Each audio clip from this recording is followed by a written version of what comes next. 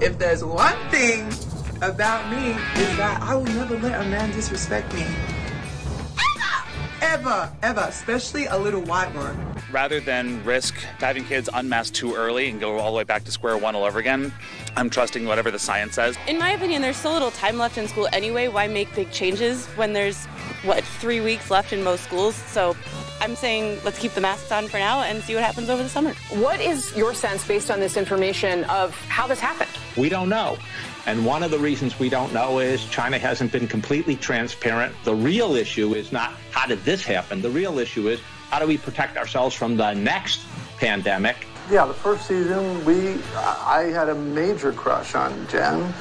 I think we both, at some point, we were both crushing hard on each other, but it was like two ships passing because one of us was always in a relationship. A lot of us had a major crush on Jen, David Schwimmer. That is from the James Elroy. What's his name? The guy, the late night guy, the fat Englishman who sings. Is it McAvoy? I don't know. No, I don't even know his James name. Carden. So he was talking to the group, the Friends cast. They're having is it a one show rerun? I think it's just a one show reunion, but I don't know. I don't follow this because I don't really follow Friends stuff that closely. Yeah, that is a tattooed into the soul of Gen X Friends. And I'm not gonna. I mean, I certainly saw a lot of it, but I just don't care that much. It's about like Joey's the fat reunion. now. I don't like Tom being fat is bad enough. You don't want to see the people. No, you I don't want the loved deterioration. be old and fat. Right. The finished off deterioration of mid 50s, possibly Courtney Cox is 60. Yeah, no, and plus I don't know who the hell would ever watch that. You'd have to be really the kind of person who has their bleep together. Mm-hmm. And who does all the right things, has all the right meals for their kids, and went to a college, a mid-level to mid-high level college, got married a few years after that, and is completely uninteresting. Somebody who I look down the street and say, I can't talk to that person because they're too normal. They're good at everything, and they did the Live Strong bracelet when they were supposed to, etc.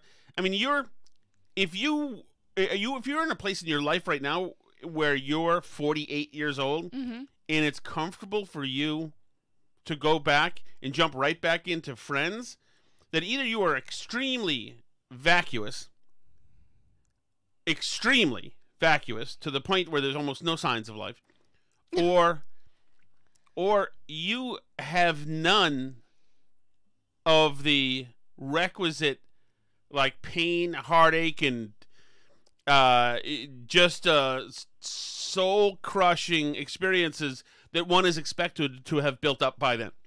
Mm-hmm. I mean, I can't imagine the personality type that would watch that reunion, unless it's really good. Yeah, I mean, we're not. My people who have served this thing up, and I still remember when it first came out. Mm-hmm. Having Seinfeld be out, and you started to have trickling out these shows that tried to be like Seinfeld. All of them were terrible, but sitcoms like that. And then when they came out, I think it was '94, with Friends. My brother found it before I did, and then it's like, we're really gonna, with a straight face, sit here and watch a show called Friends, just because about Friends, right? Because Seinfeld made it cool for people to hang out and talk about nothing. We're going to watch Friends, and then they had a pet monkey in the first season. It was like this. The first time I saw it, I thought, this is a remarkably stupid thing. I remember at the time, Reader's Digest, which was a thing back then, actually slammed it as being a horrific, hackneyed ripoff of Seinfeld. And by the end of that season, not only was I on board, all of us were dressing like one of them or another, but Reader's Digest came out and reviewed it again and changed their review. Did they say we were wrong? Yes. Yeah, they did. It was Jeff. I forgot the guy's name. He used to do the thing. Yeah, he said it was wrong. It was unprecedented. And this show was a brilliant show, but it was a brilliant show for that time precisely. Yeah. You know, it had all. It was. Yeah, I mean, does anybody rewatch Friends on purpose? I get the feeling that the people your age kind of dig it. I mean, I know there's a ton of Friends nostalgia gear around. Like, you go to Walmart and there's, like, Friends T-shirts. Well, yeah. I mean... I guess you could... But do people, like, watch it over again? Well, so I don't know, because it's interesting, because it was really well written. Mm-hmm. So in that sense, you could watch it over and over again, because Seinfeld, obviously, is classic. You could watch all of those again. Well, yeah, Seinfeld, I mean, well, you rewatch it. So, I mean, I know that's out there, and, like, people do rewatch it, but, I mean, like, I would never, like, if Friends were on and I were flipping by a channel, I would never, like, stop and be like, oh, nice. Like, but Seinfeld, I might. I probably even might with, like, Sex and the City or something. Oh, jeez, stop that. You are officially out of this conversation. That's pure rubbish. That's dumb stuff, which I'm sorry is just made to have all the right catnip for women. That is a zero show. But here's my theory on this, and I invite people to DM us or tweet at us with their thoughts too. Mm-hmm. I think maybe the reason why, though both having good writing, why Friends doesn't stand up where Seinfeld does, right. And this is a piece of insight, Alice, for Generation X. Okay. Because back when I was 21 years old, mm-hmm. you know, you're at the peak of vanity. You're right out of the wrapper. You look good. Everything matters. One hair out of place. Style matters. Everything. You're a young man, especially with me and my people were living in the city. We were living, you know. You were very cool. Well, no, it's not what was very cool. It was trying to be very cool. Mm-hmm. So style was a huge thing. I remember one time my brother had he bought like fashion forward corduroy pants from J. Crew, and it was a controversy amongst our friends.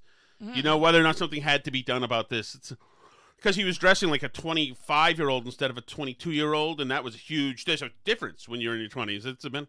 So anyway, but Seinfeld was absolutely not stylish whatsoever.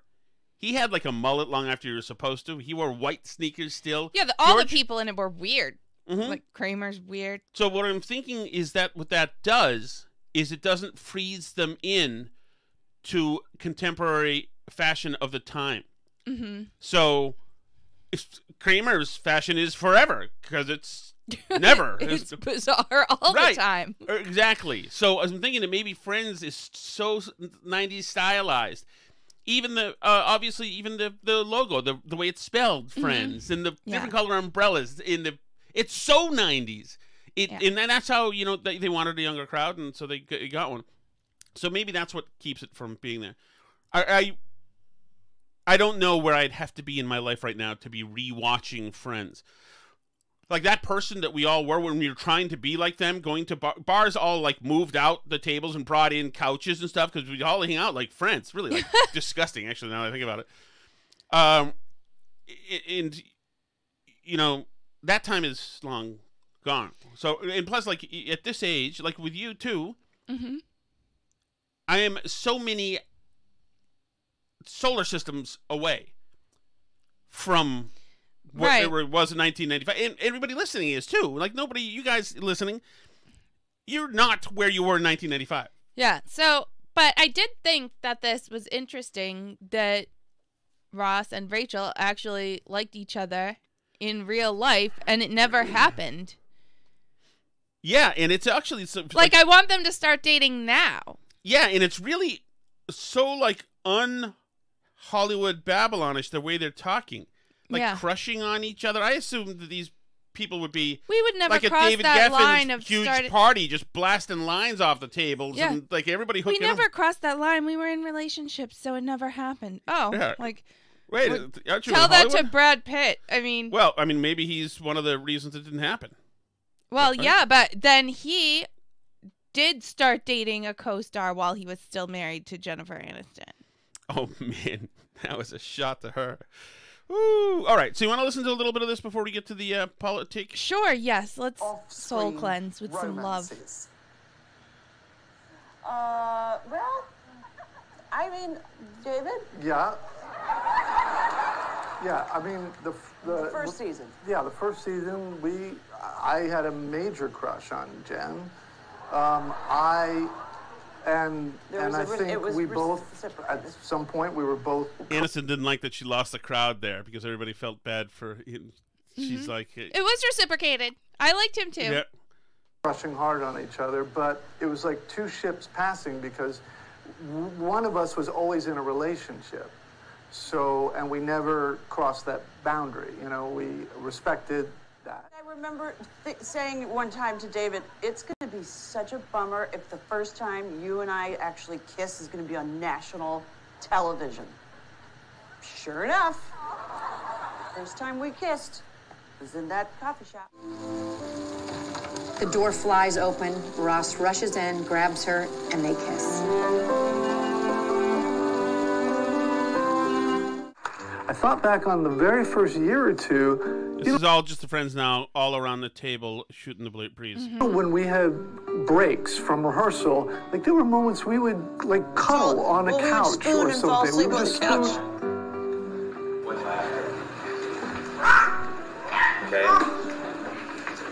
And I'm thinking, how did not everyone know we're crushing on each other?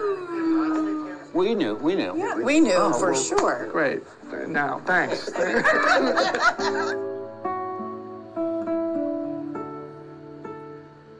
It was a situation that we couldn't do anything. Yeah. By the way, I will just say for the record, that 1995 Jennifer Aniston haircut has never been and never will be surpassed. I am asking all you ladies in the audience, please bring that back and just keep it like that. That is the best thing that ever happened to women's hair, ever, except for the way your hair is right now, Alice. But that is a close second, as a matter of fact. All right, down to business. Allie B, what do you say? Let's get down to business, I guess. Okay, well... Where do we go first? It's an exciting day. Let's go to the... I was on the air in Connecticut this morning. I will be again tomorrow. And just a couple of things that we talked about are actually work nationally as well. You know, this Connecticut coach of the Connecticut Connecticut Sun, WNBA team, he said he yelled to the ref while playing another team saying, hey, this player, Liz Cambridge, she's like 300 pounds, is 6'8". He was like trying to get some calls. Right. And maybe she shoved someone or something. I don't know. Like he goes, yeah, so she's anyway, 300 pounds. Come on. Yeah. Anyway, she caught wind, and Liz Cambridge was not pleased, and she went on Instagram and took several shots at him. Something went down in today's game, and I need to speak on it because if there's one thing about me is that I will never let a man disrespect me. Ever, especially a little white one. Okay. Well, in the year 2021, I'm told that there are racial tensions and there are sensitivities that are palpable. Why is it okay that she gets to say that? The sensitivities only go one way, honey. Apparently. And if you're that coach, you get fined 10 grand and have to go away for one day as he was suspended. To the coach of Connecticut, I'm sorry, little sir man, I do not know your name. But the next time you try to call out a referee, trying to get a call being like, come on, she's 300 pounds. I'm going to need you to get it, baby, because I'm 6'8". I just double checked, because I love to be correct and get facts. I'm weighing 235 pounds, and I'm very proud of being a big bitch. Well. So I don't get why it's a problem. If you're proud of being a big B, then why are you upset that he said you look like you're 300 He's not pounds? allowed to say it, apparently. So, because I don't get the whole that, like, I don't get why she's upset if she's proud and happy about it, because making an Instagram story and getting the person suspended doesn't necessarily seem like you're not upset about it. Because I thought we're all like weight positive, this and that, and like, I mean, he didn't bring in race. She brought in race. She brought in more than that, Alice. Are you so lucky it was during a game? That whole part, you were so lucky that I was doing my job. Anyway, to that. You're so lucky? Little man, like, whole little, tiny, like, where is you? Stop trying to project your insecurities, baby. Pick up the phone, call the psych, because you're projecting some bullshit now. And next time you try to disrespect me, Remember, I'm 235. It might seem like 300 pounds to your little ass. I'm 235, baby. Oh, I do have to say one more thing. I think there's a big difference between players and players. Like talking shit on the court. But for a coach for another team to be yelling, like protected abuse. Are you fading from us right now? Protected abuse. What does that even mean? What's protected abuse? But okay, so she doesn't seem like somebody who's not really upset about it. She definitely seems like somebody who's really upset about it. I also don't understand what's going on with her accent. So, because I had to look it up once I heard this. It was like, what is this accent? So she is Australian, but there's more going on there than just Australian. I don't know. I didn't honestly know there were 6'8" people on the earth. Especially 6'8" women. I mean, I know there are basketball players that are like that tall that are men, but yeah, a 6'8" tall woman, that's pretty huge. But so she's Australian, and I don't know if that's why she says, "Where is you?" I don't know, Alice. I don't ask such questions. I don't want to get myself in trouble by the whole situation. But so I want to play a couple of other just pieces of sound that I got from this morning that I just want to share. The behavior around the nutmeg state has just been awful recently, and there's some excellent examples of it. Students here at Brownstone Intermediate in Portland have to wear masks during class. Some people don't like that, and some of them held a protest in front of the school Sunday morning, and somebody brought a sign that some people say went too far. This is the sign getting all the attention. Board of Ed Chair Sharon Peters and School Superintendent Charles Britton depicted with swastikas and Hitler mustaches. Of course, you got to bring, put the principal dressed as Hitler with swastikas, etc. It's just one of those things. Now, here's another one. This is Glastonbury. This is Fox 61. They have a yearbook issue. Students and parents we spoke to tonight really only had one question. How did these inappropriate quotes go unnoticed by school officials before they were printed and put in the yearbooks? I'm honestly surprised how it even went through so many people. Monday, Glastonbury High School says a student using a false name submitted an inappropriate quote in the school's yearbook. It wasn't caught until after the yearbooks began to go out to seniors. It's even more surprising that we don't even know who it is because they did it through another name. Glastonbury High School officials wouldn't say what the quote was, only calling it inappropriate. Students we spoke to explained. There was a quote from Hitler that was put under the name George Floyd. Is that bad taste? I don't know.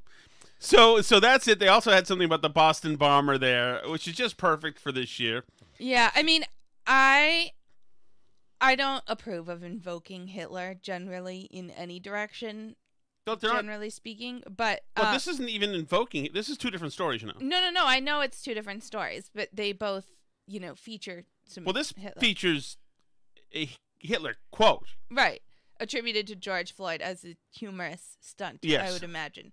But so in either direction, I don't think we're far enough away to use Hitler as a humorous tool, and I don't think we're far enough away to call other people's actions Hitler-esque. But that said, I don't think anybody from the American left blue wave resistance can make that argument anymore.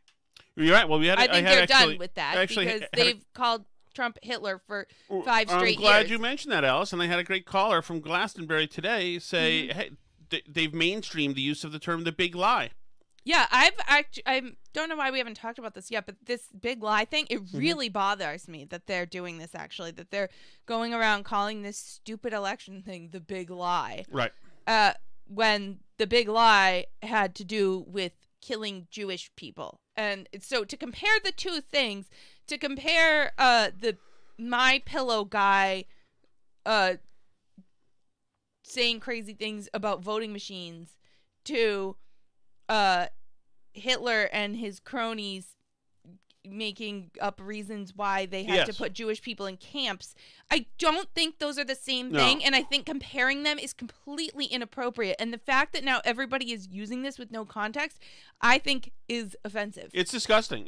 But, it's been incremental, though. Remember, for years now we've been talking about climate denialists. climate denier. And you know what? That's a wink, too. You know, that's only a Holocaust denier.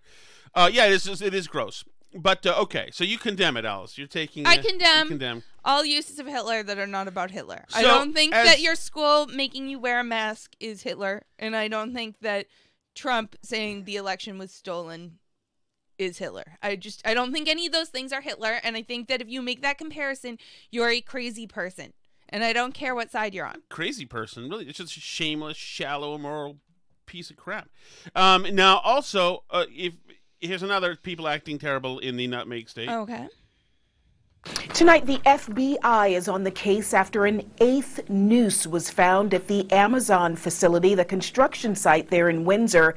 So, today, some of these nooses, as we know, are nooses. Some are noose adjacent. Some are not nooses. Ropes. Yes, so concerning ropes. Some are not concerning ropes. Some are just ropes. This latest one. So last week's actually looked kind of like a noose, a badly done noose, but it had no purpose to be where it was. This week's was a red piece of rope. It looked less. It looked less. It looked less convincing, but it was noosey enough. Somebody is obviously effing around in that place. You know? Yeah. Well, if it wasn't intentional to start with, now it is because it's gotten attention. Right. So who knows how much of it is related to the original noose or noose-esque object, or not? But I mean, my personal theory is that working in Amazon warehouses is famously awful, and that potentially, you know, once this started and got going, however it started, for whatever reason, now people are doing it in order to create a stir and drama and potentially get this off warehouse work. is being constructed. It's not finished. Oh, okay. So this is somebody in the construction crew. It must be doing this somewhere. Okay. But I thought it was a good tie-in to my other Amazon story that I sent. That even if you don't have the sound, you can play it out of the thing. Grab it. I'll play it out of the thing. But so they've noticed now that the Amazon you've broken workers... my continuity of terrible ahead. things in Connecticut. Well, we'll revisit Amazon warehouses shortly. Then I want to hear more about the terrible things in Connecticut. Okay, one last terrible thing, and this is fantastic. And I don't know if you know about this, but you may have seen that I flagged it anyway. Here we go.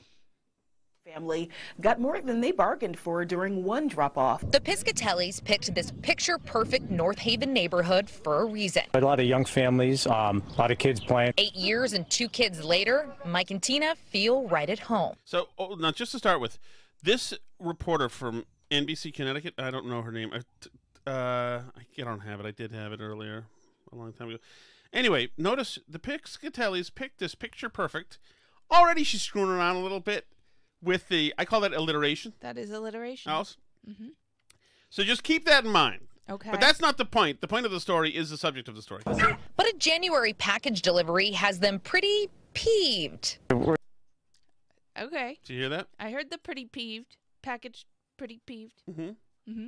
We take the dogs out every morning right in the front, and then we woke up to that, and we're not very happy about it. The Piscatellis snapped this picture of what they say is a bag full of urine by their sidewalk.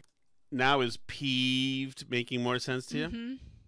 I just looked. I'm like, wow, that's a bag of human waste. Spotted on their doorbell surveillance video the night before, an Amazon Prime driver drops off a package, takes a picture of the delivery, and then... At the end of the video, I saw the driver go back in his truck and kind of just walk back and drop it and then pull away. You can blatantly see it was urine. It looked like a carnival goldfish bag filled. The Piscatellis say all they wanted was for Amazon to come pick it up. A company fulfilled... Alice, what is the name of the people? The Piscatelli.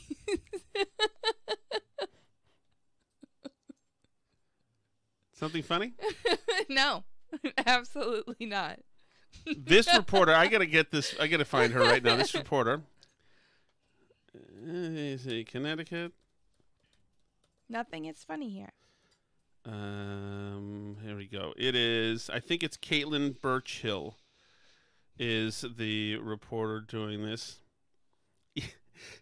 So, did you notice, Alice? Not only peeved, but... They picked the picture perfect. Well, not on that, but she could have introed Wanda and Dave Piscatelli at the beginning and then said, Wanda's very concerned. Dave is very concerned. The family's very concerned. Notice what she makes sure to use as much as possible. I get it. Center is just a couple of miles away. It's biohazard waste. Like, you can't keep that on the lawn. We have kids, dogs, neighbors. The Piscatellis say the bags. This is remarkable. This is remarkable. Does nobody realize what's happening here? That the reporter, who God bless her, I love, is making a parody out of this story. She's having so much fun with the elements of the story. Mm-hmm. It's incredible. 36 hours while they waited for Amazon to pick it up. And when that never happened, it was North Haven Public Works Department that stepped up. Realistically, it's not about the money. We're not here for the money. My fee, anything I get from this is going back to the good people that came out from Public Works and really put themselves in a situation they didn't have to deal with. After the delivery, the Piscatellis called. Okay. I don't understand why they couldn't just get rid of it. The Piscatellis couldn't get rid of it. Why not? Because the Piscatellis don't get rid of it. They call somebody else to get. They call. And then Amazon they to get rid call of a it. lawyer. Right. They call a lawyer. I mean, it's obviously awful, but I don't understand just not getting rid of it and calling. Well, you're not a Piscatelli. I guess not. So my theory is. Dryer. My theory is, by the way, it was that was the Shattuck's daughter asking for her uniform for softball, which is happening in the near future. My theory is this. How about this, Alice? Okay. How about the driver of the Amazon truck saw the name and his bladder was triggered from seeing it and then had to go to the bathroom very quickly? This is one of the situations where they say the drivers are peeing in bottles because they're like scored on how quickly they make all the deliveries and they don't have time to stop. Do you not have a humor bone? I don't think he saw the Well, name. let me just look at the forensics of the case. I just said something hilariously good. The audience will, the burn barrel heads and barrelites and the other names, the shatheads and all of them, they'll understand. Okay. Or how about this? I'm humorless, I guess. How about this? Okay, Piscatelli. That's what your name is. Anyway, this is Mrs. Piscatelli. It's biohazard waste. Like, you can't keep that on the lawn. We have kids, dogs, neighbors. Let the record show, Alice. Mm-hmm. We are a family who suffers a similar vulnerability to the Piscatellis. Not enough people realize it or use it, but it's somewhere in Shatheads. I can tell you that. Yeah, it, I would say. All right, what is the next thing we should get to here? Now I tell my Amazon story. Yes, this is going to be just a jarring. This is going to spike upwards in pure content enjoyment. Go ahead, Alice. So, because their workers are so stressed and overworked and it's awful, Amazon has come up with a new idea for how to... Why are you so mad at me? I'm not at all. I'm looking for the... So it's very exciting audio that Alice got for this, too. This is... They have a new idea. If you're driving, please pull over. Okay? Because this is just... This doesn't just happen, this audio here. This is absolutely a... So, if you're working in the Amazon facility and you're feeling overworked and exhausted and stressed, and you're... Let's say a driver who's delivering something to a family in Connecticut that has a name that evokes thoughts of relieving oneself. So you can go inside this little telephone booth that they've built you, which is outfitted to relieve your stress. It's just this little booth, like a porta potty in the middle of the place, but instead of going to the bathroom. With Amazon, I wanted to provide a place that's quiet that people could go and focus on their mental and... Amazon. It's called the Amazon. It's like a little pod. It's like a little porta potty, but instead of going to the bathroom in it, you de-stress. Maybe if they had porta potties instead of Amazons, then the drivers wouldn't have to use bags and chuck them on the Piscatelli's front lawn. Emotional well-being. Oh my God, there's like little plants in there and a fan. It's an interactive kiosk where you can navigate through a library of mental health and mindful practices to recharge that internal battery. Tom, we just need you to step inside the interactive kiosk. Absolutely Amazon. not a I problem. wanted to provide a Okay, place all right, I'm in that's here now. quiet Just that give me a people second. could go and focus on their mental and emotional well-being. Oh my God. Nothing causes The mental Zen and booth emotional is an interactive well-being. kiosk where you Interactive kiosk. Nothing causes emotional well-being like being in a tiny little porta potty building and. Do you have somewhere that's zen-y by any chance? Did I not mention to you during my interview that that's a requirement I have? It's like they've rebranded solitary confinement. I get stressed out. I get stressed out in package of facilitating storage, sorting, facilitating. What is it? Facilities. Facilities. Okay, so I get stressed when I'm in them, and maybe I should have thought of that.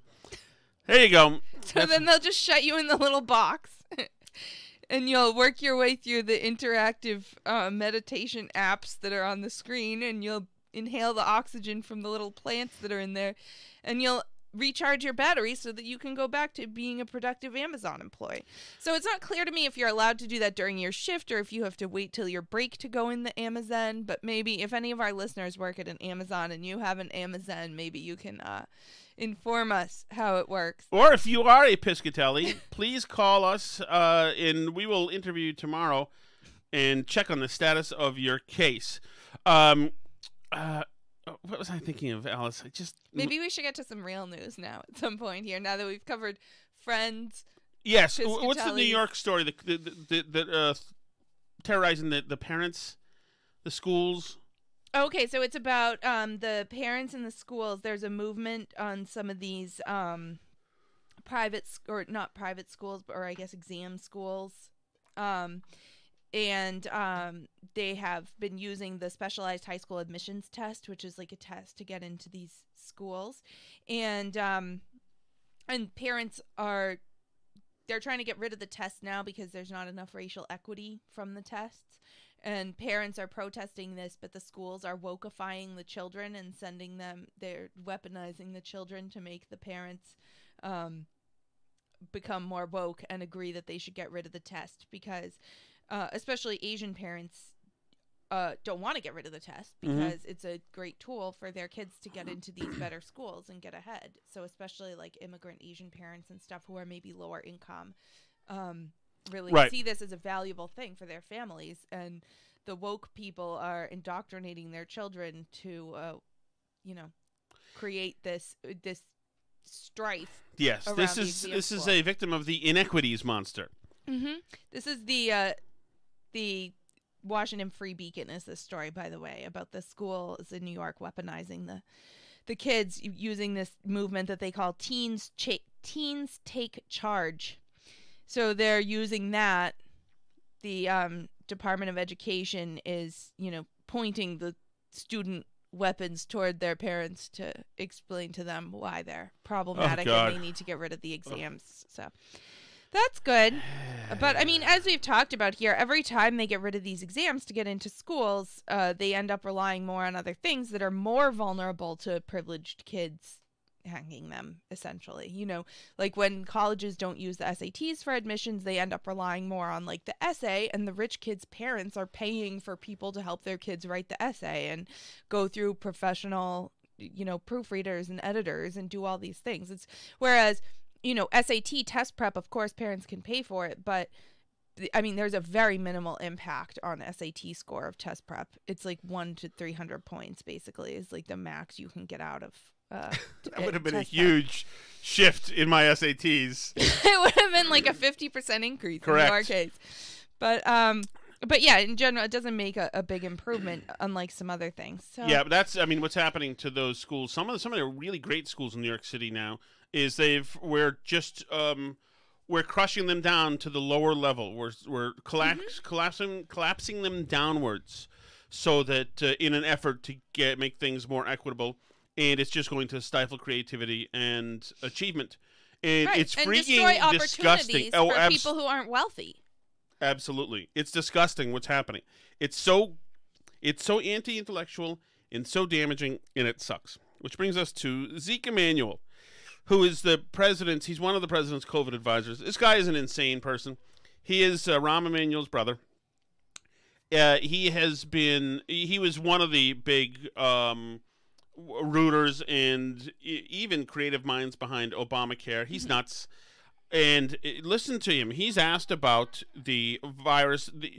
The media, the rest of the media, is coming around to this idea that perhaps the virus was manufactured in a lab in Wuhan and not simply out of a penguin's mouth. And so they're coming around. Unfortunately, scratch and claw as they might away from this story, they are like bringing a dog into the vet. You know, the media has not wanted to go in there and trying to push away. But now they are forced to ask questions. So Casey Hunt asks Zeke Emanuel about this stuff. What is your sense, based on this information, of how this happened? Seems straightforward. Go ahead, Zeke. Look, I think everyone's being honest. We don't know. And one of the reasons we don't know is China hasn't been completely transparent with all the data, including... Sorry, I'm trying to turn this down a little bit, but I won't. I'm not allowed to. I can only have it loud as hell. The people in the Wuhan Institute who got sick early in November.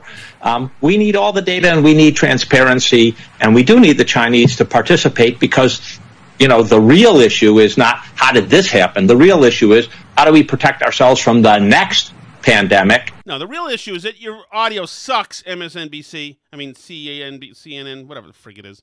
But, okay, so what does that tell you? That tells, to me, I'm getting that we're not going to pursue any damn bit of truth with the Chinese, that we already feel like it's fruitless. We've punted to the WHO and an international coalition of investigators. You know what I'm thinking now. And this is, these guys whacked about 250,000, actually a few million people on Earth. 3.5 million, I think. Yeah, because like on Earth, 3/4 of a million of them Americans, and they're not going to have to pay a damn thing because we're in the rears to them, among other reasons, and we're scared to do anything. Yeah. And so we just have to take this pandemic. We're not even allowed to call Taiwan a country. We have to. Right, exactly. So how are we supposed to? Oh my God! I can't believe I didn't mention that on the air today either. We played that yesterday. We had it at least. Yes, we did it here. Yes. Somebody pointed out to me, actually, so as we mentioned the other day, we do live in John Cena's hometown. But it's interesting. There's been no comment on it on any of the town Facebook groups. No one said anything. And normally any John Cena news, because he's from here and his family still lives here, people are like, oh, look, John Cena, like, he came out with a kid's book. Oh, look, he's in this movie. Oh, he was spotted around town in Boston or whatever. You know, so any John Cena news immediately pops up on this. There was crickets. Well, Nobody said anything. The parents are part of that group, undoubtedly. Oh, so yeah, they are. Oh, yeah. So everybody's scared now to say anything. Nobody wants to be the one to go on Facebook. We'll have one of our kids call him a name. We'll have the 3-year-old do it. And just distance ourselves from him if they complain. John Cena's such a cow tower. Yeah, that's right. So I totally forgot where I was, Hells. Where was I?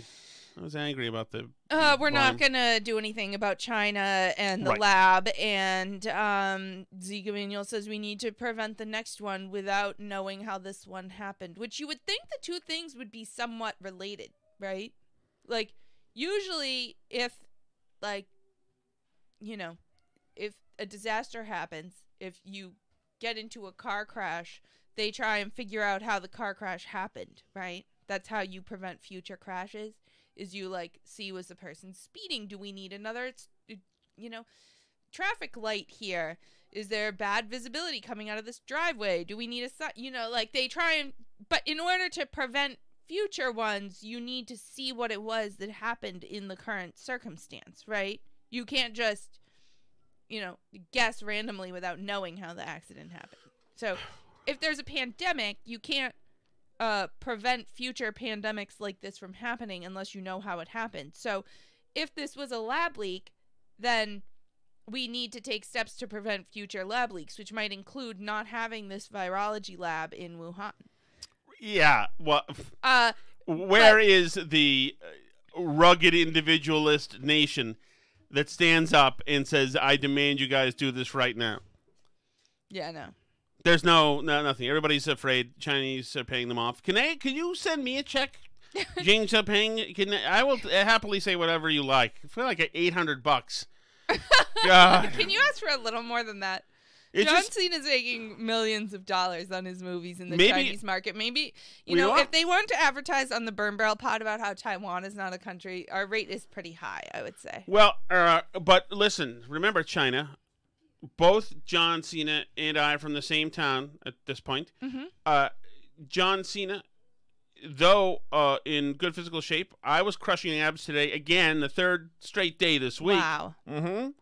Which means I'm well on the way, if not halfway there. Mm-hmm. And I'll work for cheaper than he will. And I'll deny any country's a country if you want, including this one. Which it's not, if you guys say so, by the way. Okay. Now, what else were we? I feel like I'm missing something else that I had in my mind. I feel like I had it in my head. I have a really good feel-good story. Oh, lovely, Alice. Let's. This is from The Cut, which is part of New York Magazine. And this is about a trend that is happening amongst white people, I think primarily in New York, in the New York area. I was going to say, because if it's a trend amongst white people in other places, you and I, usually there's a email blast that we get. All the white people get an email blast, because we all do the same. We're all the same exact things. What do you like about white people, Alice, by the way? I can't think of anything I like about white people, and that's my final answer. Right. I think of even less than that to like about them. I don't like them. So that's actually kind of a taste of what this trend is. So here's what it is. Were white fragility to be adapted as reality TV, the result might look something like this. A collection of affluent white women, equipped with varying degrees of vanity and self-delusion, as white women are, gather at a well-appointed dinner table. There, they face down a pair of unsparing judges prepared to see right through them. Who's racist? Time to find out. White wine flows. White women admit shameful secrets. They get squirmy. They get angry. They turn on each other. If one of them starts to cry, she has to leave. She will find tissues in the designated crying room. The Bravo version of Robin DiAngelo, in other words, might look a bit like Race to Dinner. Begun in 2019 by Regina Jackson and Saira Rao, Race to Dinner gathers groups of 8 white women at the home of a white host, where Jackson and Rao facilitate a discussion about race over dinner. Early in the evening, for example, they will often ask the white women whether they would prefer to trade places with Jackson, who is black, or Rao, who is Indian American. The women will almost uniformly choose Rao. So they know, safe bet. Rao said, they know the entire ecosystem. The idea is to bring such submerged racial judgments to light, however uncomfortable this might make the white women. Jackson and Rao asked guests to describe racist things they've recently done and press them on any evasions. Often the examples that emerge involve silence, failing to speak up or intervene. Sometimes they consist of thoughts or feelings, assuming that the black teens pulled over in a white neighborhood must have been doing something wrong. Sometimes the guests struggle to think of what to say.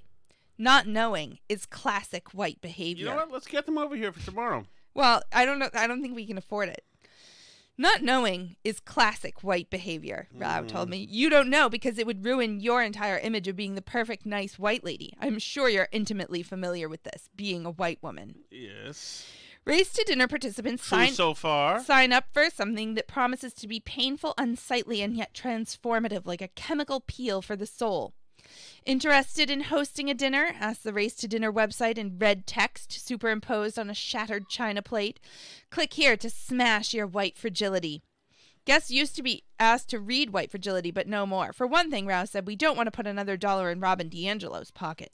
For another, among prospective customers, pretty much everyone has already read it.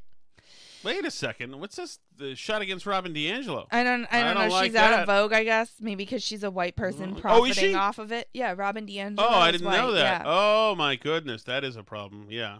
No good. When they first started out, they charged $2,500 per dinner to be covered by the host or divided among the guests. But then it went on. The business model attracted... By the way, to the question, I remember this when this first came out 2 years ago, seeing something on CNN about this, and it was just heralded as really breakthrough and clever. And I thought, well, the country will never turn this way and be this insane. Of course, this is now mainstream. Right. What they're doing, they're now behind the 8 ball. Yeah, so in February 2020, there was an article about it. Whatever you're... And it blew up, and they signed a deal to write a book about it, and they raised their fee. It's now $5,000 to host a dinner for 8 people where they tell you how racist you are. Wow. You know, so you can also have Zoom ones. You can.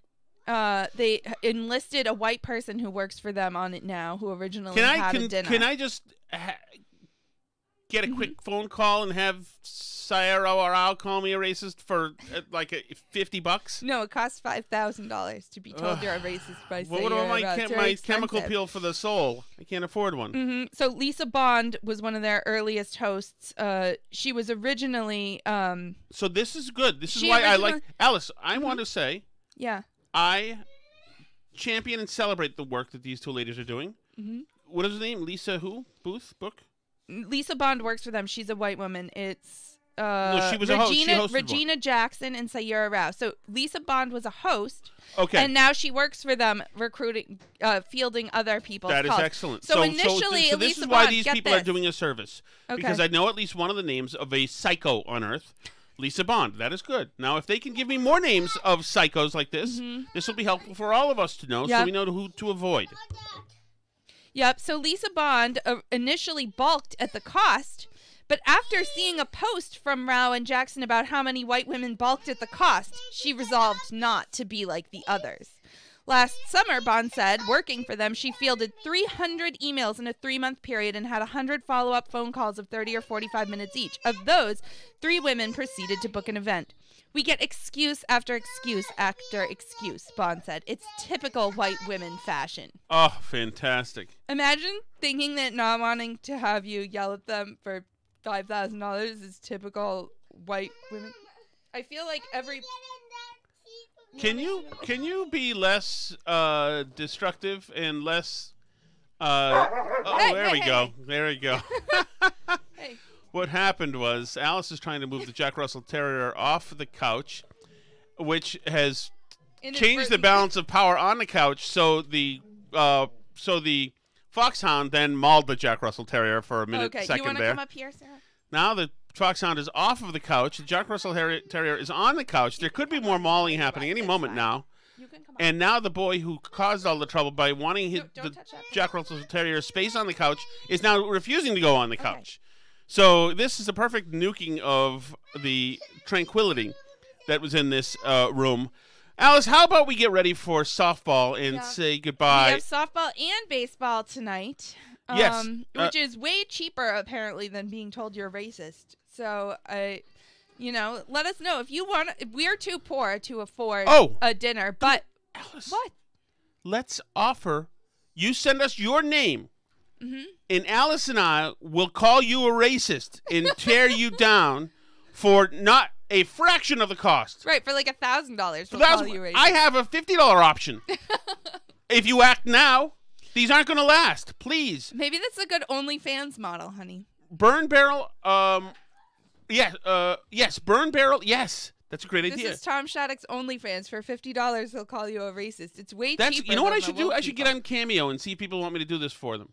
Okay. I'll do this. But you can wait until then. You can email us or DM us. It's burnbarrelpodcast@gmail.com. Or DM us, and we will spend some of this show, the next show, whether it's this weekend. Calling you racist? Right, calling you racist. That is the least we can do for you. I call it a chemical skin peel for the soul, as a matter of fact, Alice. Uh-huh. Well, that's great. Anyway, you can reach out to us there at burnbarrelpodcast@gmail.com. We also have a website, burnbarrelpodcast.com, and you can find us on Twitter at burnbarrelpod or facebook.com/burnbarrelpodcast. We're also on Gab and Parler at burnbarrelpodcast, and on YouTube. You can leave a comment there if you want to be called racist for much cheaper than Sayura Rao will do it. That's Tom Shattuck's Burn Barrel on YouTube. C'est la vie.